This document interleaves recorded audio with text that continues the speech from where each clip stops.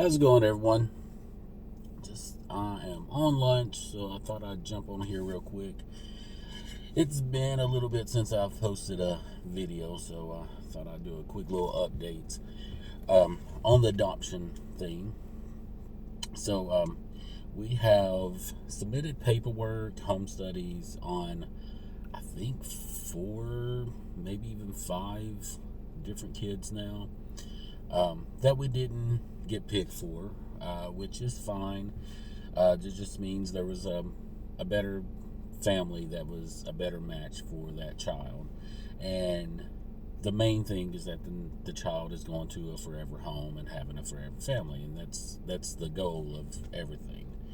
Um, but we have several other children that we have put our paperwork in, and just waiting to hear back if we get picked for them. One is a sibling group of three little boys, a 2, 6, and 7 year old.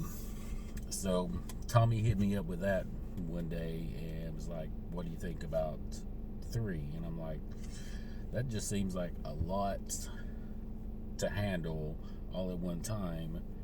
Um, when we've never had kids, we started out with this adoption thing of only going for one kid, and then our moms said you need to get two so they'll have a brother, and so we decided to go for two. Now we're up to three. so but we'll see how that happens. We haven't gotten picked for any of them yet, so we'll see how this all pans out. But yeah, so we're waiting to hear back for several kids. One, like I said, is that sibling group of three little boys, and that's about it as far as adoption thing. It's all just waiting now to find out if you get picked. If they think that the caseworker and the other group of people get together and think that you are a family that's a good match for this kid. So it's gotten to be a little disappointing because, like I said, I think it's been 4 or 5 different kids now that we tried to get and hoped we would get and didn't. But the end goal is that the kid is going to a forever home. Unfortunately, that's not been us yet, and we were really hoping to have a kid in our home by Christmas. So I don't know if that's going to happen or not. So it's just kind of a wait and see type thing.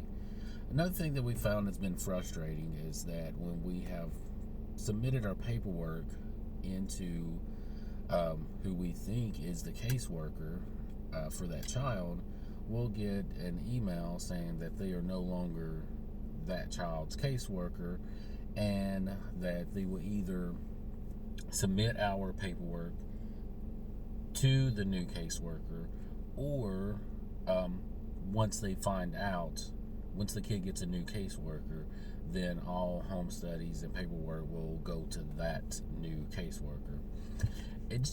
To us, it just seems to be a little unorganized, and maybe that's a reason some of these kids are in foster care for so long, is that some DCS offices, I guess, are just, maybe they have a big backlog, or maybe they just can't keep caseworkers, or I don't know the situation, but it just seems like, why does the kid need to keep getting different caseworkers?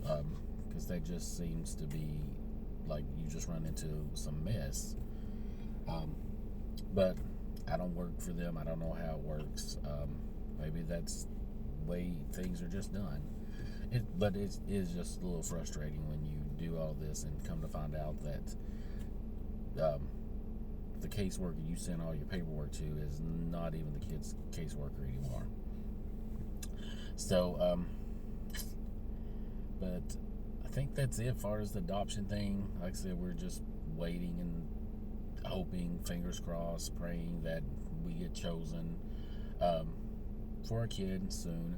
But I also keep thinking that, and telling myself that it's going to happen when the Lord sees that it's the right time for us, that this is the right kid for us.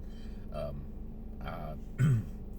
wouldn't think that um, the Lord would want us to have a child that we're not going to be able to deal with. It's not the right match for us. That maybe more than we can handle. Because again, me and Tommy, we don't have kids, never have kids, never even been around kids that much. So, maybe the kids that we've been looking at and we're hoping we get might have just been going to be too much for us, and the Lord was like, I don't want to put that on them. So again, I think when the Lord sees that it's the right kid for us, that's when it's going to happen, whenever that may be. So enough of the adoption thing. It is November 1st, 2019. Tommy, as I've said in previous videos, is big into Christmas, big into decorating for Christmas. And so we will probably start doing Christmas decorating fairly soon. We have some family coming in today. They're going to stay the weekend with us, or stay tonight, and I think they're planning on leaving back out tomorrow.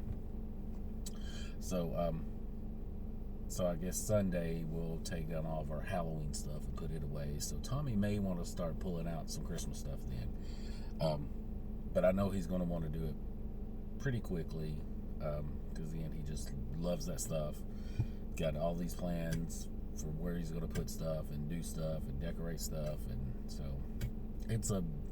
it's a big job that I don't actually look forward to, but I do it because I know Tommy loves it, and I love Tommy, and I'm going to help him to make him happy. So yeah, holidays are coming up.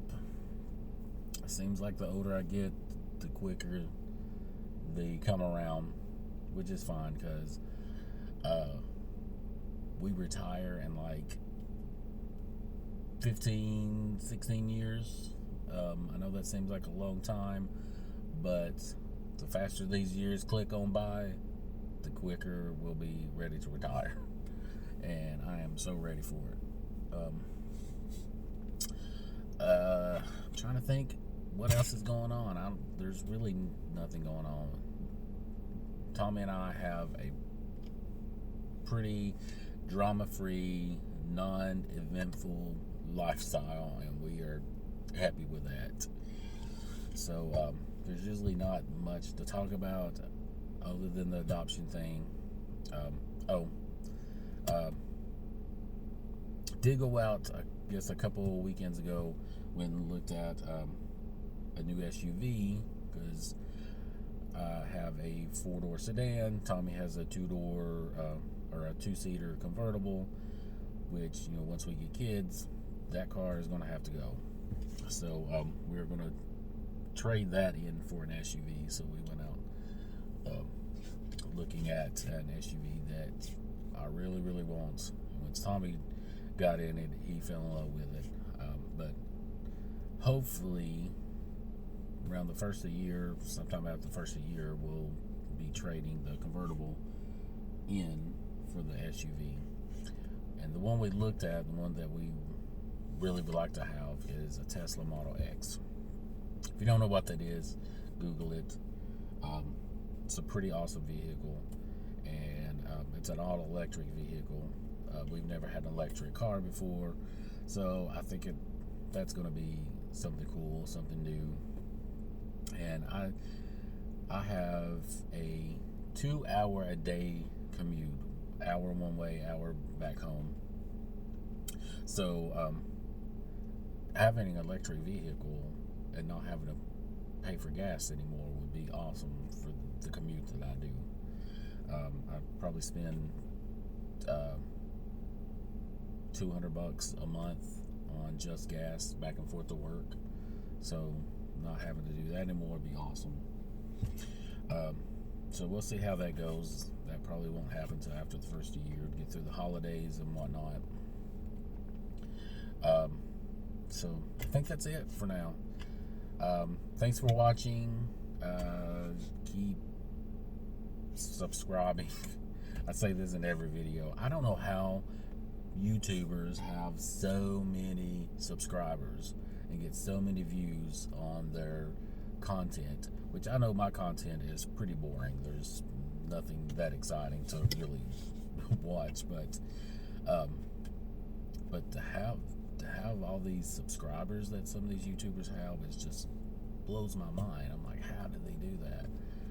Because I am up to like 21, I think, now. So who knows? Maybe it happened. I guess maybe if I did more regular content, I would get more viewers. But so that's why I'm thinking is that's why I don't have that many viewers or that many subscribers. So anyway, like I said in every video, like, subscribe, spread the word of my channel, help me get some subscribers, get more subscribers. I will do more videos. But till next time, thanks for watching and have an awesome day. I'm going to head back to work. I actually get off in about an hour and a half, so it's a short day for me. Thanks again, everyone.